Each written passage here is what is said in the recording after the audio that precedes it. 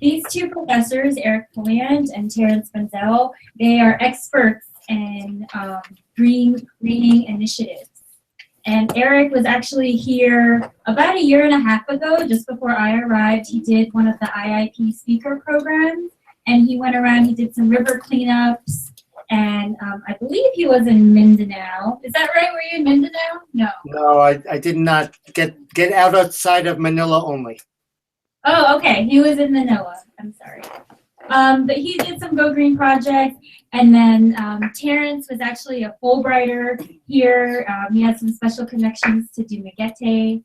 And so they have a lot of experience in the Philippines, a lot of experience with Go Green initiatives. They have green teams at their universities. So if ever you wanted to do a DVC with students in the United States about their green initiatives, this is a great opportunity. It's also a great opportunity to do some serial programming, which is what Sarah talked about yesterday. If you get a group of environmentally conscious students and professors or members of the community, you could continue this programming throughout the year.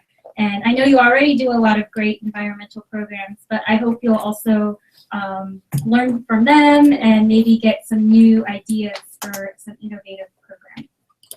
Thank you. Thank you, Ms. Keith. Say hi, guys. Hello. Hello. So we're not sure whether we should do a screen share so you can see our PowerPoint slides, or if it's easier for you to project the PowerPoint from there as we walk through it. I think it would be easier if you screen share it. Okay. Okay. If we can make that happen. Sure. if not, we can flush your PowerPoint presentation here. Okay. Thank you so much for doing this. We really appreciate it.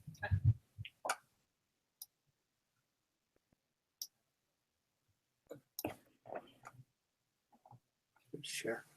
Yeah. Okay. Okay. Oops. Okay, you can see our PowerPoint now. Yes.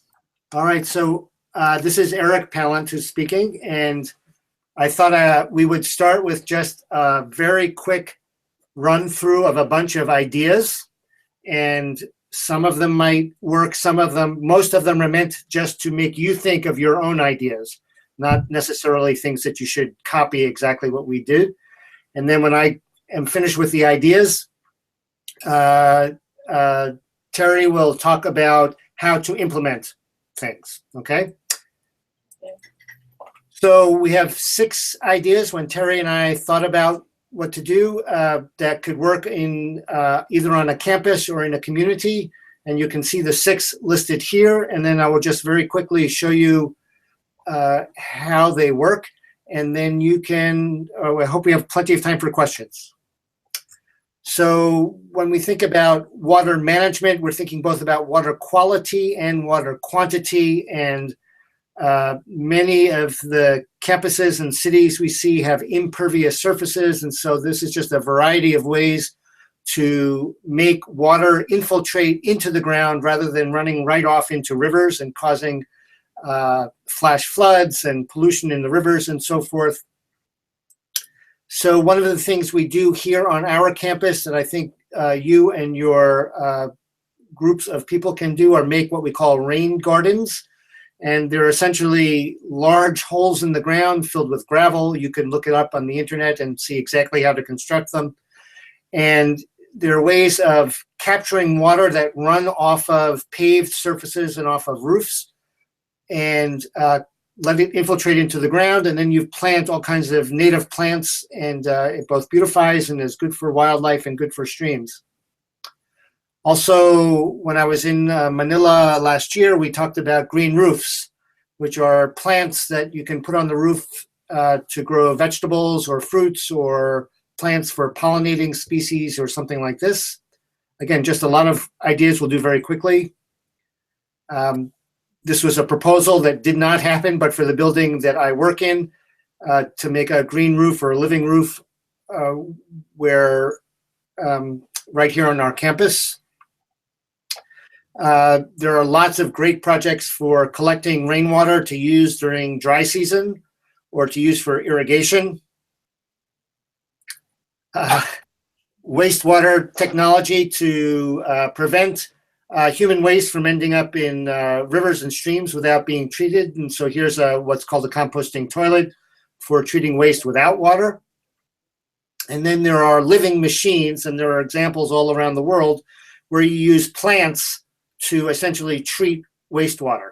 And they're not very expensive, but they're very interesting biology. And here are some of these things put together: rainwater capture and gray water reuse and living machines.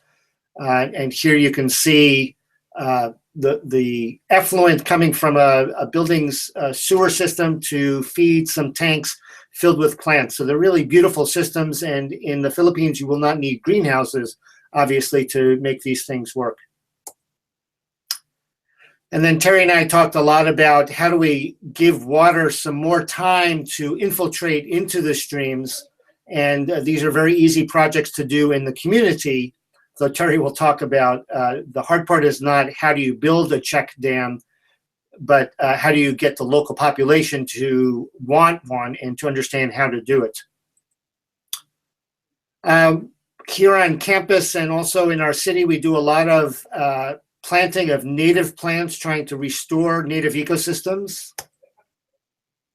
This is an example from Palestine, the West Bank, where they're planting native plants. So it's an herb garden or a flower garden that is both for educational purposes and ecological purposes.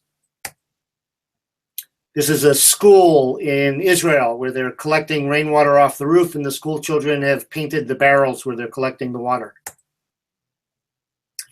This is a project that should work in the Philippines for making very good local food, because the Philippines is already doing so much good work with hydroponics, which is growing vegetables and fruits in just in water solutions. And they're doing a lot with aquaculture, which is growing fish.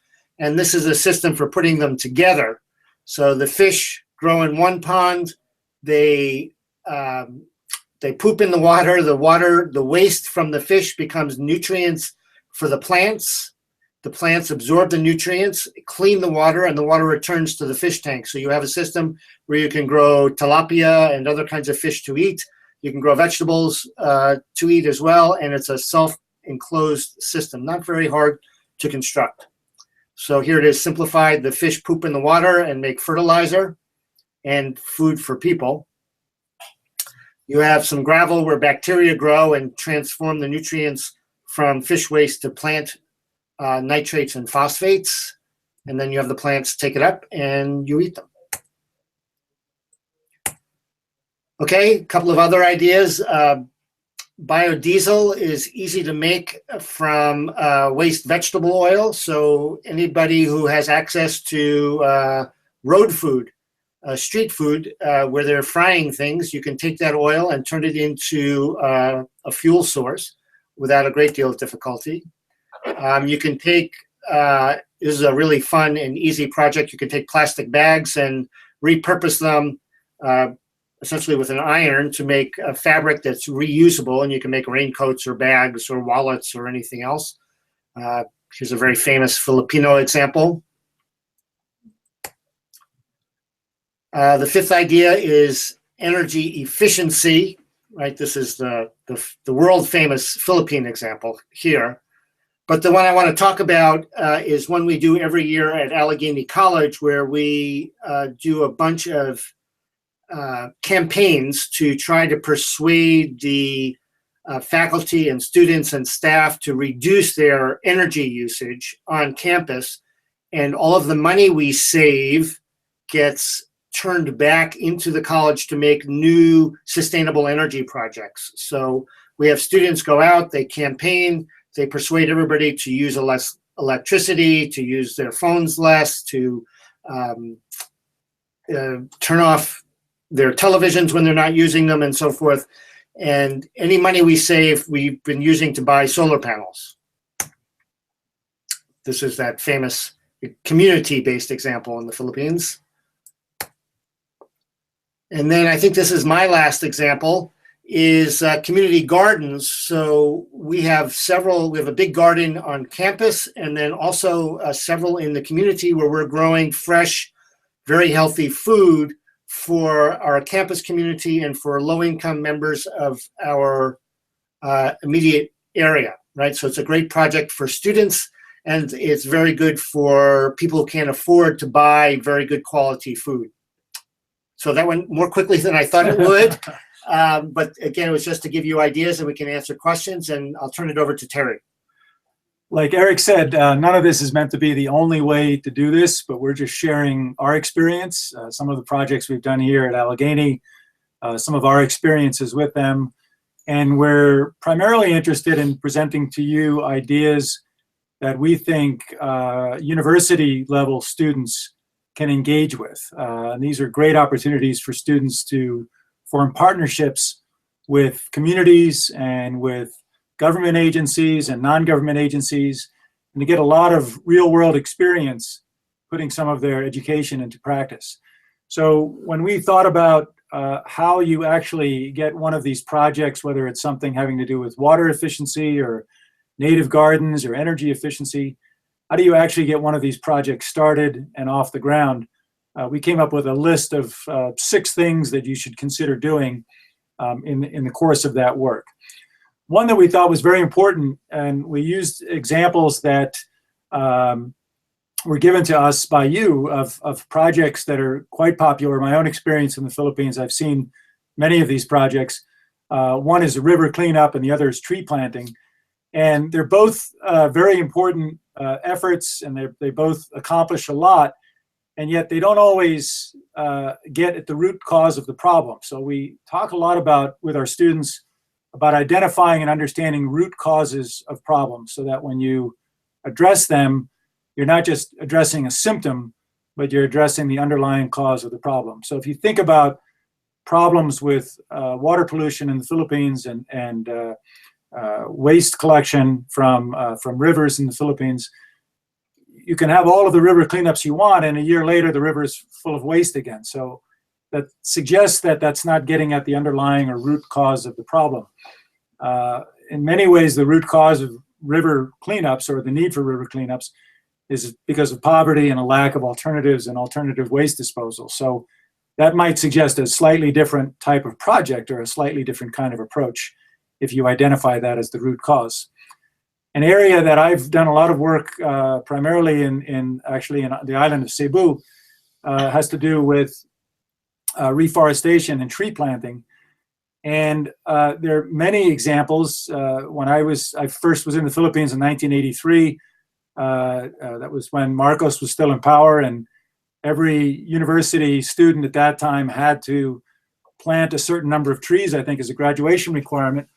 But when you talk to people about that experience, they would tell you that they would plant the tree and that was it. And 99%, I think, is one of the estimates that I saw, 99% of those trees never survived because they weren't watered. There was really no care for them. So tree planting is great, but does it really address the root cause of deforestation? And how might you work with local communities and farmers and people who live in the mountains to get at the root causes of deforestation? So again, it's not to say that tree planting is not a good project to pursue, but in the absence of thinking about the larger issues, it might not be enough, and it might not really accomplish very much in the long term. We do a lot of our work here at Allegheny College involves getting students to think about the life cycle of a particular environmental issue. A good example of this might be to compare, to think about recycling plastic bottles, for example. It seems like recycling should be a good thing, but if you actually study all of the effort it takes to collect and transport and recycle plastic, it ends up not being necessarily as good as you thought it would be. It's not a bad thing to do, but it's not always as beneficial as you thought it would be. So using something called life cycle assessment, and like Eric said, there's plenty of information about life cycle assessment on the internet that students can access and learn about this tool to understand and study their own environmental impact, and to study some of the projects or ideas that they might want to pursue. A good example of the importance of life cycle assessment, Indonesia has been promoting production of biofuels from palm oil plantations. And European countries are very eager to buy these biofuels from Indonesia because it's considered a sustainable fuel because it comes from a renewable resource, palm trees. The problem is that in Indonesia, much of the palm oil production is coming from land that used to be forested, and they're cutting down the forest in order to plant palm oil plantations. So if you do the full life cycle analysis, that's not a very sustainable approach to energy production. So that's a good example of life cycle assessment. The third important step we felt was to develop partnerships and alliances. I read an article about 10 years ago that said the Philippines has the highest number of non-governmental organizations of any other country in the world. So there's no shortage of NGOs to partner with in the Philippines. Here are just a few. The lower middle one is Soil and Water Conservation Foundation in Cebu, an organization that I work with, Haribon Foundation, Philippine Business for Social Progress, all really good. Catholic Relief Services, all these are excellent nonprofits, but there might be community groups that students can partner with on many of these projects. A good example of this is a project that Eric actually was the leader on here at Allegheny, and along with his students. The food service here, that the dining halls and the company that serves food to our students, had upwards of 800 to 1,000 pounds of food waste every day that they had to get rid of. And they had to pay somebody to come and take that away and dispose of it. And we don't have any rivers to throw it in. And our local city, we live in a part of the United States where the leaves fall off of the trees every September, October, November. And the city had trouble figuring out how to dispose of all these leaves that they were collecting. And what the students came up with was basically a commercial or industrial scale composting system that the college then invested in, that takes that food waste, it takes the leaves from the city, it takes some other sources of waste, combines it in a compost system, and it creates highly nutrient-rich, basically planting material, fertilizer, for the grounds keeping and the beautification of our campus. So in this case, the food service, the city, and the college all won. It was a win-win-win situation. It only came about because the work was done to find these partners and to really spend the time working with them, as opposed to just assuming that one group or one person has all the answers. Very important to document your work. This is important because you might not actually finish what you set out to do, and others might pick up your work later, and it's important for them to know what you've done already and where you left off.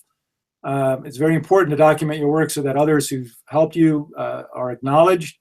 And then again, for students, certainly, to be able to go into a job interview showing a product of your work is very impressive. So this is also aimed primarily at students. Document your work.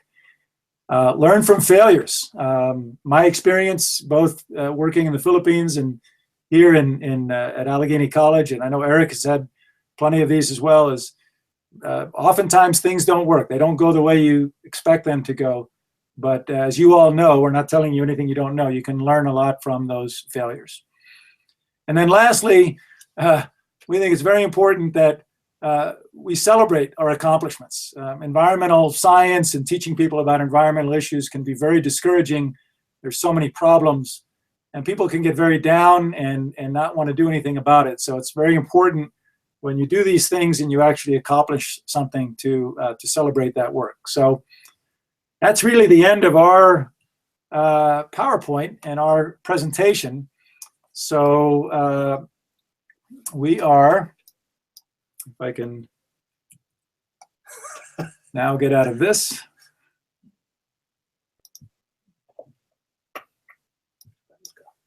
Yeah, where'd my...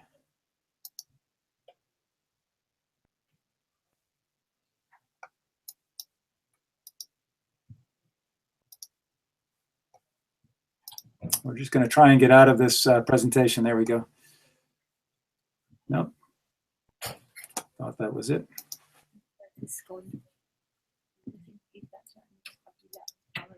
So they heard it all. Yeah, we're having trouble getting out of the. Oh, you can stop the screen here if you want. Yeah, I can't get back to the. The screen, Can't get back to the Google. the Hangouts. You have to close it first, the PowerPoint. Yeah, I'm trying to. I lost my my toolbar at the top, so Kindly hover it at the top. If you're using Mac, kindly hover it at the top. over at the top. Hover your mouse at the top. Hover. There it is. There. Yeah, I think you can see it and we can't. That's the. Huh. Am I right, Sarah? Yeah. You should hover the mouse at the top so we can get the.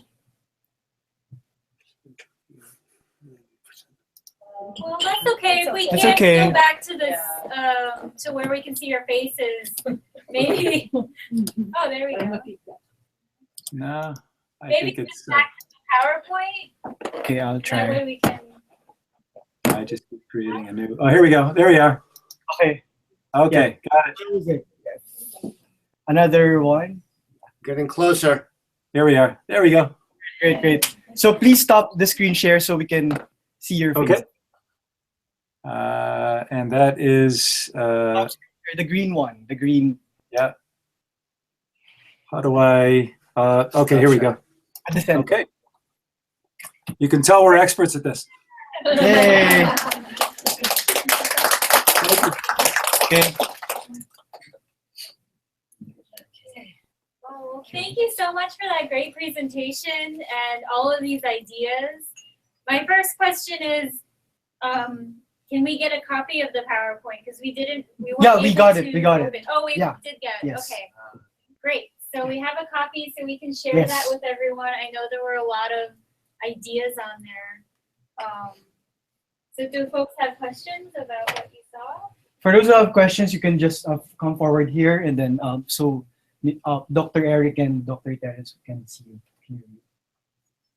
Any questions, guys? Questions? For those who are doing environmental programs in your American corner, I have. particularly in your university. Okay, go ahead. Liz. I have a couple of questions. You can just, to ask. yeah. Look here, okay. Look. So for the biofuels that you talked about, I was just wondering what people are able to use the biofuels for. Because I just don't have any experience with that. And then I was also wondering if you could talk a little bit about the costs of some of the project ideas that you shared with us. Mhm. Good questions.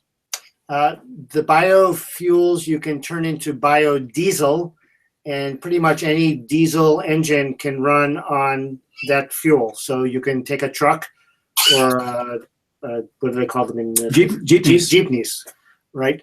Are those diesel? There. Yeah. So you can run a jeepney on French fry oil or whatever fry oil that you want, and it smells fantastic when it goes by. The cost depends on the project and how big you want to make it, right? So we'll take, for example, a garden. You can make a garden in a small bucket and it costs almost nothing, or you can make it take up 100 meters and it costs a lot more. And the same with aquaponics. You can make a little fish tank that fits on top of your table right there, or you can make one that's going to make enough food for 25 people. So the cost can be scaled, and my recommendation is you start any one of these projects small and learn how it works and then make it bigger. One of the things that we struggle with here at Allegheny, and I think it's going to be true of any university or group in the Philippines, is if you can do some of these projects, in the end, you end up saving money because you're using less water, you're using less energy, you're producing your own fuel, but it requires money up front. You need money to make that initial investment. And sometimes that's a challenge. You finding that money up front, even if you can promise savings in the long term, it's not always easy to identify that funding up front. So a lot of what our students have done here at Allegheny I've been here over 20 years, Eric longer than I have. A lot of the work that we've had to do is to convince our college administration to make those investments. And now that we've done enough of these projects, I think they see the payback, the benefit of having made those investments. But that first decision of making the investment is not an easy one. It's a difficult one to make the case for. Yes, Sarah. Good morning. I'm Sarah Bell. I'm with the U.S. Embassy in Jakarta. Very interesting presentation. Thank you. I'm just following up a bit on Liz's question. I'm wondering about the time frame for some of the projects that you mentioned that you did at Allegheny, the rain gardens, the composting, from start to finish, from when you got the idea to convincing the administration and then implementing. How long did these projects typically take you guys? Yeah, great question again. The first thing we do is follow the steps that Terry outlined at the end. Well, maybe the first thing is we have an idea, we see a problem. There's a problem with food waste, or there's a problem with insufficient quality food, or there's a problem with using too much energy. Then we try to figure out what would be the best way to solve it. Then we spend many weeks in a classroom with our students doing the research. How much raw material are we going to need? How many people is it going to take to operate a particular system? How frequently will there need to be maintenance? And we do a very thorough cost-benefit analysis that we then present to the administration. I think that's what Terry is trying to say, is we don't come in and say, hey, do this because it's a great idea for the environment. We come and say, hey, look, do this. It's going to cost you so many dollars to start, but we can calculate that the return on investment will start to pay itself off in this amount of time. And when they see that we've really done our research, then they start to invest in the process.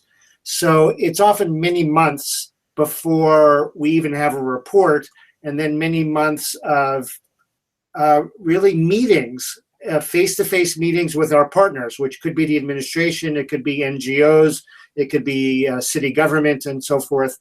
And then, only then do you actually get to start the process. Although sometimes you do little pilot projects to demonstrate what's going to happen. Another point I think that's important to make here is that, for example, we have an aquaponics system here at Allegheny College that has only gotten bigger over time. It started very small, and it's a system that does produce fish, it produces lettuce and tomatoes, but I think its primary role is an educational tool, because we are an educational institution, and we're not in the food business, we're in the education business. We use the aquaponic system to train students about systems thinking. That cyclical approach that you use in aquaponics can be applied to a lot of environmental issues.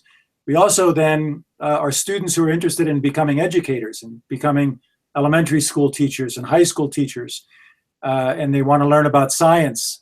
They use that system to educate young students, much younger students, about biology and about chemistry and about the environment. So some of these projects are, they're also very useful just from an educational standpoint, even if they're not always economically profitable. So that's just a different way. And I think some of the projects, Eric mentioned months. I think some of them, by the end of one semester, the project was not complete. It was picked up by a second class. So it might have taken a whole year. That's where the documentation becomes very important, so that you're not starting all over again or reinventing the wheel. You have something to pass along from one group of researchers to another group of researchers. And some of the projects that we've done assessment of and cost-benefit analysis of, we've actually invited the administration and other stakeholders to the conversation and told them, we had a very good idea, we did the research, and it doesn't make sense. So we don't think we should pursue it. So that's the failure part. Sometimes your ideas, if you do the work right, you should be willing to admit that some of these projects might not make sense. I was thinking when Eric was talking about the rainwater garden and dams, check dams, if you build those in the wrong place, somebody might have a flooded office or a flooded parking space, so you have to think these things through. They're not all perfect, and they don't always work in all settings. So that research piece, that investigation piece is really important. So I think for our case, maybe for this year with the Go Green Initiative Challenge, as you may recall from the emails, each corner has a small amount of funds, around $2,100. Is that right, Sarah? Probably, yeah. To implement Go Green projects. So I think maybe they could use the money to do like smaller versions of aquaponics or a garden or something like that. And then if it's successful next year, they could tackle the part where they're working with the administration and trying to do something larger and get additional funding. Does that sound feasible to you and to the audience here? Yeah, I think one of the things I would recommend, so for example, University of San Carlos in Cebu, I don't know if anybody's there from USC, but Go ahead. Mayong magtag. So I don't, is the American Corners at San Carlos, is that at the main campus or is it at Talamban? Talamban, our main campus, downtown. Okay, so the students are the ones who are really utilizing that space? Yes, And mostly. the students are the ones who would have access to the finances for the project? No, there's also the barangay resource reading centers. Okay, so I think one of the things you could do is simply have an open forum, a conversation with your community partners. What is some immediate need in that area? So around the main campus, flooding is an issue for sure. I'm not sure where there's opportunities for rain gardens, but flooding's certainly an issue there. And there might be other projects. The rooftops, there might be opportunities for rain gardens and rooftop gardens. It also might be a community project as opposed to a campus project. The students might want to get out into the barangay, into the community, and work with local citizens on a project. So sometimes the starting point is just generating good ideas, and you can go from there. But Thank you for that. At least it will help us out, because my worry, or the worry of the American Corner in Cebu, is that we also have to ask for support from our administrators. yes, who's the president of USC these days? Father Junicio Miranda. Okay, is Punzalan still there? Yes, he is the Okay. external assistant vice president. Okay, you tell Father Punzalan I said that they should give you the money. Okay, thank you very much. Okay, and also you could tell Ching Remedio in economics that she should help you too. Okay. Is Danny Largo still in biology? Sir Danny Largo is now the research director. Ma'am Okay. Medio is our zonal research officer. So I would be glad to give your regards to them. Very good. Both of them are good friends. So if you tell them that I said they should give you all the money you need, that should solve all your problems. I believe we can, you can count on that, especially on the research. As of the moment, the university is really into it. We have the project together with the Dean of the Engineering. The peel of the mango seeds are being used and converted to flour. And we're giving livelihood to those adapted communities. So I believe that's still part of environment. instead of just throwing the peelings of the mangoes, we are starting to do something about it. So from the fruit to the seed to the peeling, we are doing about it. And the lead is our engineering Dean, Evelyn Tabuada, with the backup, of course, of Ching Remedio and Danny Largo. That's great. That's great. That's a great example of a project that identifies a problem, which is waste byproducts from a manufacturing process. And if you think about one of the things that Eric and I talk to our students about all the time, that is a very common concept in environmental science, is that if you look at the natural world, there's no such thing as waste in the natural world. All waste products in nature are useful inputs for another organism or another part of the system. And human systems tend to create a lot of waste products that's inefficient from an economic standpoint. It causes problems with sanitation, with disposal. So anytime you can identify a waste stream, you've got very smart engineering students out there at Talamban that should be able to handle this, then you've got a great opportunity there to put the students' experience and education to work. And so that's a great example of a project. Thank you, but the flooding at the downtown campus is still there. Yes. Yes. We need to ask the help of the community for that and the LGU, I believe. That's right. That's right. And that's an area of the city that is very old, and it's very difficult to find space just for rain gardens. But some of these can be very small, and the idea is to, rather than have the water running off and onto the street and adding to the flooding, you're trying to hold that water in place for a little bit longer. So some of the rain capture, the rain barrels, using that water for then watering plants, anything you can do to slow that water down and get it to soak into the ground as opposed to running across the parking lot or the street. Every little bit helps. And, that's just one good example. It's a good challenge for us because that's really a problem, especially the drainage in the area. Right, right.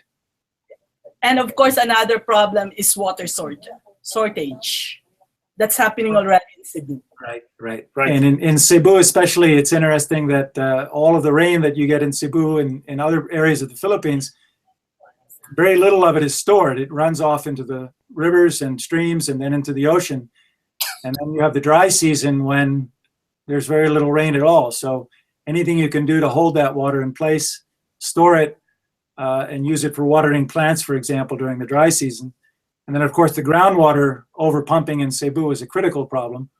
Yes. So, if a good organization I would recommend that you contact is the Soil Water Conservation Foundation, SWCF. I'm not sure who's the director anymore. It used to be Bill and Ida Granert, but they do a lot of this kind of work. They're very interested in community partnerships and very interested in issues of water retention and water quality. So this would be a very good way to spend some of the money for the American Corners, is to spend $2,000 on rain barrels, on rainwater capture as demonstration projects. And you can put them right off the roofs of campus or something like that. You could use them to water gardens, or you could use them to flush toilets, during the dry season. And it would be both preventing flooding and storing water for the dry season, and not very expensive to buy barrels, right? You could probably even find barrels to use. Yes. Okay, thank you very much for that. Okay, thank you. Any questions?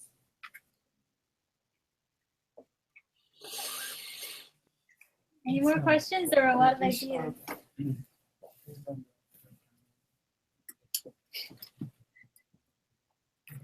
Good morning. Good morning. I only have 3 points here. Very informative. Your PowerPoint. We learned a lot of things about your PowerPoint. However, we are all toddlers here in terms of huge project. Now, what we need are some very important things. How do you inspire them those with your project? How do you inspire those people to get moving, to be able to accomplish those huge projects? Second, what is the percentage of success in targeting the root cause of the project? Because we have been doing this since we are toddler. We had dry runs several months ago, 6 months ago, and we feel that we really have a great need for support to be able to ditch into this big project. Like in example, in Pasig, in Manila, we have the Pasig River problem. However, in Mindanao, we have the huge river, we call it Bitanag Creek, that is full of pollution. That's where the American Corner, Cagayan de Oro connect to be able us to do work on environment. The last thing is that number 3, what we are concerned about is the budget that we're supposed to allocate with this huge project. How do you inspire people to work, to volunteer in this huge project with a very minimal budget? Thank you. Thank you for great questions. So are you from Cagayan de Oro? Yes. Yes?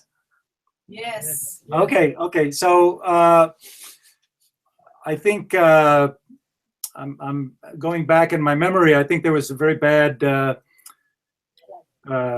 flood episode there in Cagayan de Oro, maybe back in the late 90s or early 2000s. It's early 2000. Early 2000 from a typhoon, right? I remember that. And it's sometimes people are motivated by, you can motivate people by scaring them. If you don't, it's true. A lot of Filipinos are Catholics. I'm Catholic. When you grow up Catholic, a lot of times you're motivated by fear, right? You have to do this or else something bad will happen.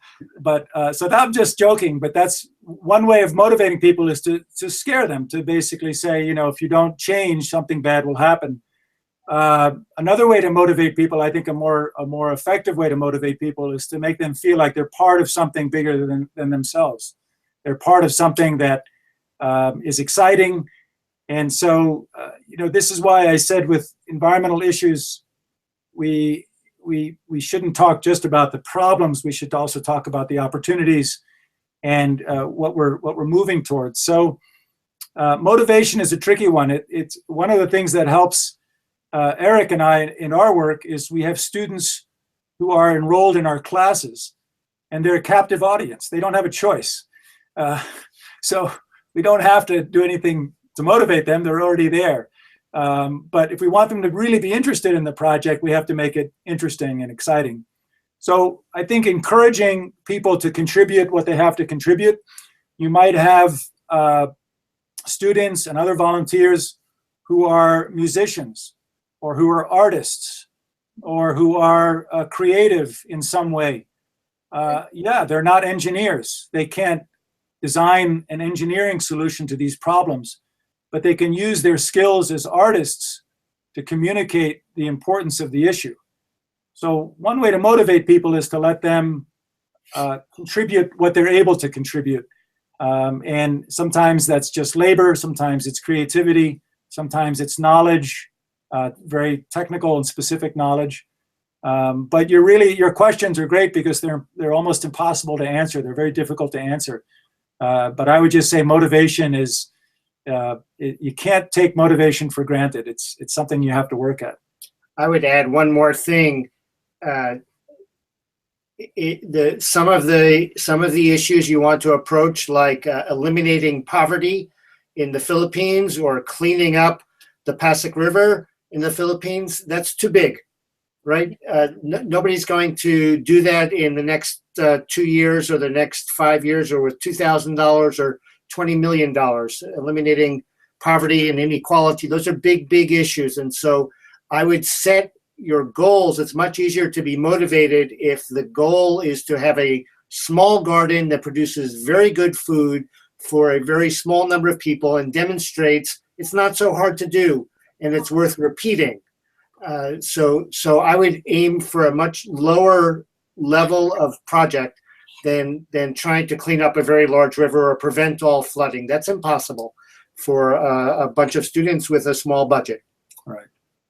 There's some very good examples there from the Philippines.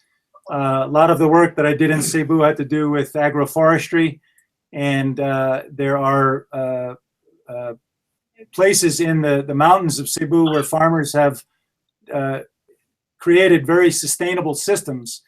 And one of the most effective ways to encourage that kind of system is to bring farmers from other areas to see it. So if you start small and you prove that it can be done, other people will adopt those practices as well. But you have to take the long view.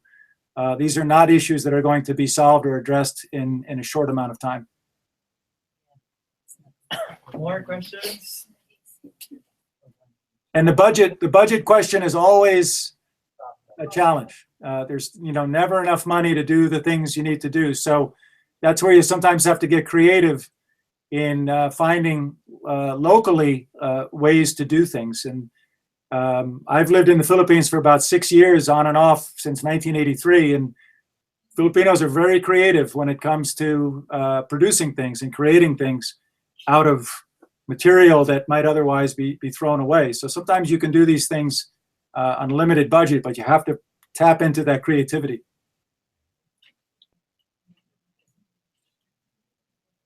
Okay, we have one more.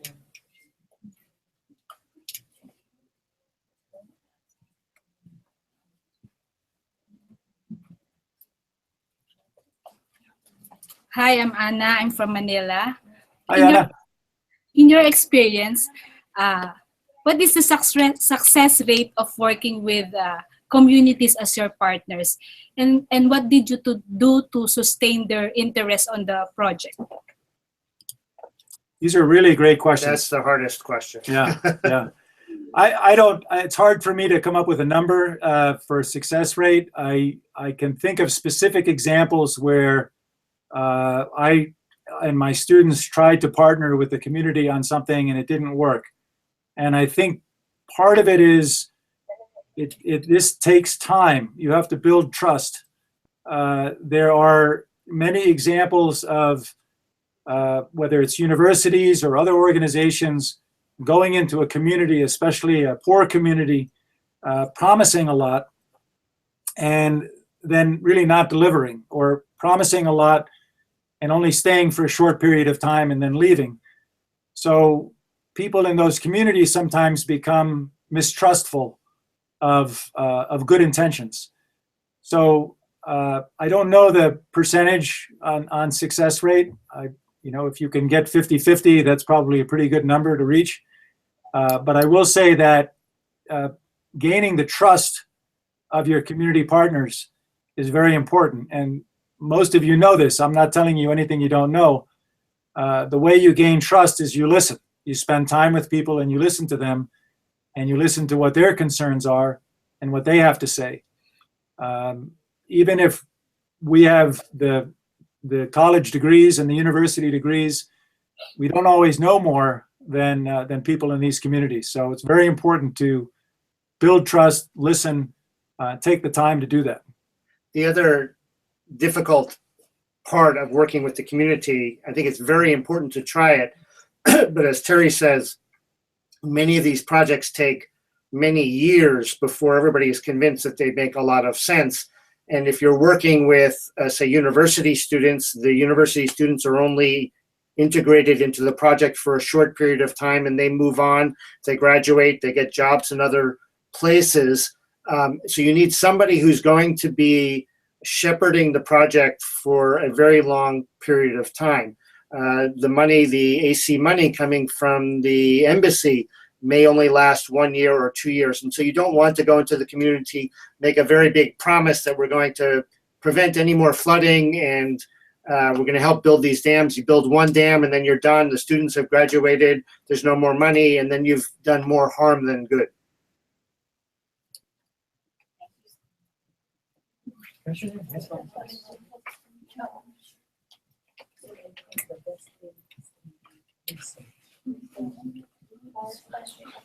Good morning. Good morning. I am Mrs. Ronseng from American Corner, Marawi. This is not a question, but a sharing of my experiences as part of the motivation in Go Green. When I went to Thailand with the Duna, I have stayed in Diamond Tower, and I saw a plant garden on the rooftop to 30th floor in Thailand. And I told my husband, if I went back in our place, I will really make a plant garden in our rooftop. Yes. It really needs funds. So I set up 20,000 for a plant garden, 1 meter wide and 20 meters long. And after 3 months, I have cultivated basil, parsley, and all kinds of topical vegetables like kangkong, kamonggay, and all those. And also, this is part of a motivation to my partners in the American Corners. And in our marriage, that was in 1989, 1980s, I bought a piece of land. It's only 600 square meters. And because we have no money to make a house, every time we buy fruits, yes, my husband is also interested in greening our area. So we plant all kinds of trees. And after 15 years, we have fruits, mangosteen, mangoes, santol, all kinds of tropical fruits we have in my little house in MSU campus. And I hope, yes, if you will happen to be in Marawi in the future, you can visit my house and you will find all around my house all kinds of fruits except atis. Yes, except atis. And I have also a plant garden in my rooftop, all kinds of vegetables. Wow. Yes, and that is my experience to share with my co-American Corners. Thank you. Thank you so much. Thank you for sharing. That's really made us hungry here.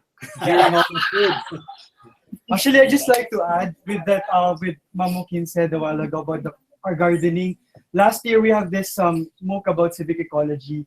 And then Dr. Marian Krasny, the professor from Cornell University, taught us on how to collaborate with the community for us to teach the digital natives, especially the millennials right now, because they're just eating fast food. Yeah. They're eating a lot of chemicals. And Marian Krasny is really concerned with the health issues and concerns for our millennials. So she encouraged the community to plant organic, food. Like, for example, like Mamukin mentioned a while ago, some tropical plants or tropical vegetables that can be cultivated here in the Philippines. So I hope this kind of activities can be also can be applied in our American Corners, wherein we can invite some of our environmental groups, student leaders and such, youth leaders, to support us, support our initiative to, make a community gardening in our respective communities.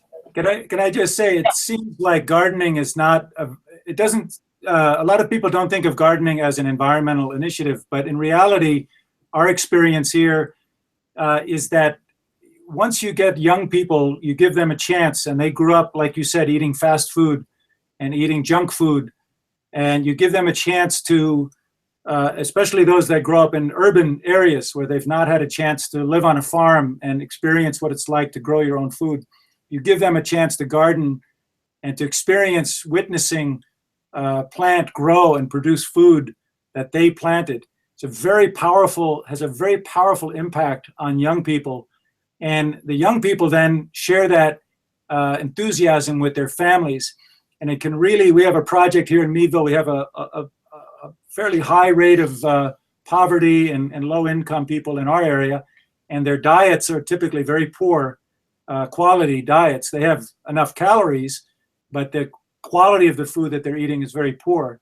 And our students are working with a lot of the students in the local schools on these community gardens. Very popular, very big impact on the way these families think about food, how they view the environment then, because they see that the earth can produce food that's good for them. And unfortunately, we're not able to grow calamungay or kangkong. Wala din eh. So we have to eat other foods. But that's, you know, the difference between eating calamungay and kangkong and those fruits and eating junk food is enormous. And that's an environmental issue. It's a health issue and it's an environmental issue. So, and it's a social justice issue too. Social justice, and it's not very expensive. You can do it for a limited amount of money. One of the interesting research projects for students might be to consider the whether it's safe, completely safe to grow vegetables in certain soils. So in urban areas where there's been pollution, sometimes the soil might be contaminated. And so you want to do some soil analysis. And that's also something that can be done fairly easily. And you can teach yourself how to do this, and you can partner with local NGOs and the Department of Agriculture. And then there are plants that you can plant that will clean up that soil. So it is suitable for growing food. One other point I would make to the wonderful comments from the woman from Marawi is when you're doing a rooftop garden, you have to make sure your roof is strong enough to support. Yes. There have been examples in the U.S. where people have built rooftop gardens and the roof has collapsed. So you have to be careful. Okay, we have some words from Cebu. Again, I'm back. I would just like to check something because you mentioned about tree planting. I'm not sure, Sir Terrence, if you were in the Talamban campus of the University of San Carlos. We have a big area there. And still, flooding is also one of the problem in the campus, especially outside of the campus. Right. Can we still do tree planting within our campus, even if, because you said we have to identify the root cause. Right, right. So most of our students are already doing tree planting. We even have a butterfly sanctuary, a botanical garden. So from your point of view, tree planting is still one of the things that we can do. Right, right. Yeah, I think so, but you know, it's not the only thing you can do. And I'm very familiar with the Talamban campus. I actually lived in the apartments that are right there below the biology building back when I had my Fulbright scholarship. And I think that, you know, if you were to look at this as a puzzle, what's causing the flooding in that area? And I'm not sure where in San Carlos the geographic information system resources are located. There used to be one in the population, I forget what it was called, the population office. Yeah, the population research Population center. studies. Yeah, they had a GIS system. There's, I think, one at the main campus. Sometimes you have to look at it from a geographical perspective. Flooding happens in some places. It's almost impossible to prevent when you have heavy rains. Trees won't necessarily solve that problem. Another way to do it a better way to do it might involve some of these check dams where you're slowing, this would be upstream or uphill from campus, where you're identifying the route that the water is taking and moving fast and building structures to hold that water in place and allow it to soak into the ground. So it's not a very easy question to answer unless you do a fair amount of work, geographic information systems, You have to look at soil types. You have to consider the conditions. If you get a lot of rain in a very short period of time, it doesn't matter what you do, you're going to have flooding. So on my next trip to Cebu, I'll have to visit and see if we can look at that situation. But in the meantime, I think working with some of the experts that are there on San Carlos's campus, working with some of the NGOs maybe in the area, and really trying to pinpoint, well, where is the water that's causing the flooding coming from? Is it coming from directly uphill? Is it coming from somewhere to the sides of the campus as opposed to above the campus? And if you can identify that, then maybe you can start to identify the root causes. Thank you. You're welcome. So, last question.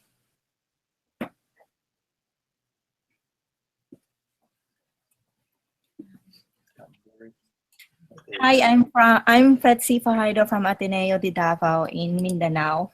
So my question is that you mentioned in your talk that you have worked with NGOs before in doing your project. So we all know that there are advantages in working with NGOs. How about the disadvantages, or did you have an experience before in working with NGOs did not work? So what did you do, and what are the things to remember with working in NGOs, and what are the tips that you can give us?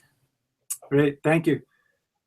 You know, it's really on a case-by-case basis. I'll just give you one example of my own work in the Philippines. I lived in Siquijor province for 2 years. I don't know Barang, but that's the reputation for Siquijor. I never saw any of it in my 2 years there. When I lived in Cebu, I actually studied agroforestry and reforestation. And I was particularly interested in how trees were being used for firewood and charcoal production, which many people identified as an environmental problem. And when I began my research, I assumed that firewood and charcoal production was an environmental problem. What I ended up discovering after 2 years of research, it took me a long time to change my mind, was that the firewood and charcoal production in Cebu, while it's not perfect, was actually providing a very strong incentive for farmers to plant trees, because they could eventually cut those trees and sell them for cash. Now, they were planting trees that when you cut them, it didn't really kill the tree. The tree would regrow from the stump. So I know some of you speak Visayan. That's the language that I'm fluent in. I know some Tagalog, but so in Cebuano or in Visaya, the term is salingsing. Yes. You've ever heard this term, right? So they're planting trees that they can cut, and then the trees regrow. They're salingsing, right? So this was an example, and I was working with some NGOs that were trying to convince people in the mountains not to use firewood, not to use charcoal, and to instead use kerosene stoves. What I realized it took me 2 years to realize that was a mistake. I thought that was a mistake. Why? Because most of the kerosene in the Philippines is imported from outside the country, so it hurts the economy. The firewood and the charcoal is produced locally, and there's a market for it, and it provides income to farmers. If it's produced in the right way and used in the right way, it can actually be a beneficial, not perfect, but a beneficial product. So that was a real learning experience for me, that sometimes what appear to be really good ideas aren't always good ideas. That NGO, in that particular case, had the best intentions. They thought they were doing the right thing. I believed also they were doing the right thing. But my research led me to conclude, and this was a project that I worked very closely with Ching Remedio on, that maybe was not the best approach. So I guess my answer is that most NGOs, I would hope all NGOs, have good intentions. They're trying to do the right thing, but you don't always have to trust necessarily that they have all the answers. It's very important to listen to the people in the community, even the poorest people in the community. Sometimes they have an incredible amount of wisdom, We don't give them a chance to speak. We don't always give them an opportunity. We don't listen to them because we assume they don't know anything. In reality, they sometimes have the best answers. So yes, you should partner with NGOs, but it doesn't mean that they have all the answers, just like you won't have all the answers. This really is a process of researching and trying to discover the best way forward. Some things are very simple. I think gardens, small community gardens, rainwater harvesting, those are almost non-controversial. Those are all good things to do almost anywhere in the Philippines. Some of the other projects, you have to do some investigation, find out the pros and cons, the costs and benefits. But you know, part of this is it's a process. It's wonderful that you get the students involved, because for the students, even if they get it wrong, it's a learning experience. And as long as nobody gets hurt in the process, then that's the best thing that can happen.